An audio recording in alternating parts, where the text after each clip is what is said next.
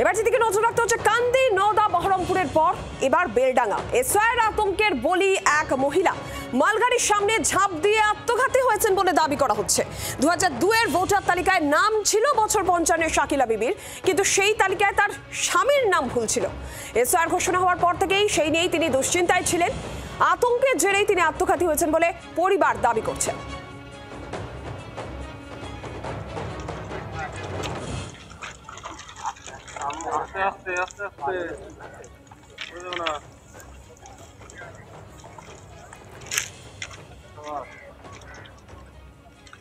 SIR আতঙ্কের বলি এক মহিলা।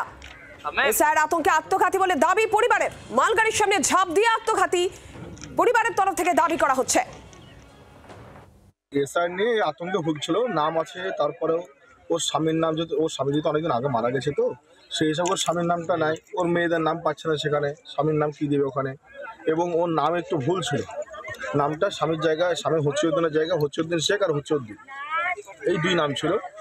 আগের নাম আছে হচ্ছিউদ্দিন শেখ, এখন নাম আছে হচ্ছিউদ্দিন, এবং বয়সের একটু তারতম্য ছিল, যেখানে 5 বছর ডিফারেন্স ছিল ওটা, সেই কারণে ও একটা আতঙ্কে ভুগছিল। সে আতঙ্কে হওয়ার কারণে এখন সে এখানে যে মেম্বার আছে, সে মেম্বার ওকে বলেছিল সমস্যা নেই নিয়ে, তারপরে সে আতঙ্কে এখন একটা দুর্ঘটনা ঘটে ফেলেছে।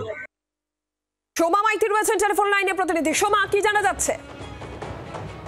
দেখো, ইতিমধ্যে পরিবারের তরফ থেকে অভিযোগ করা হয়েছে যে এসআইআর আতঙ্কে তিনি ভুগছিলেন এবং তার ভোটার লিস্টে নাম থাকলেও তার স্বামীর নাম না থাকার কারণে তিনি মাঝে মধ্যেই তিনি পঞ্চায়েতের মেম্বারের কাছে যেতেন এবং বিভিন্ন সময় তিনি উদ্বেগ প্রকাশ করতেন যে তার এই পরবর্তীতে কি হবে, এটা নিয়ে তিনি একটা উদ্বেগে ছিলেন এবং সেই কারণেই তিনি আজকে আত্মহত্যা করেছেন, এমনটি পরিবারের পক্ষ থেকে অভিযোগ করা হয়েছে এবং পুরো বিষয়টা এই মুহূর্তে পুলিশ তদন্ত করছে। ধন্যবাদ সোমা।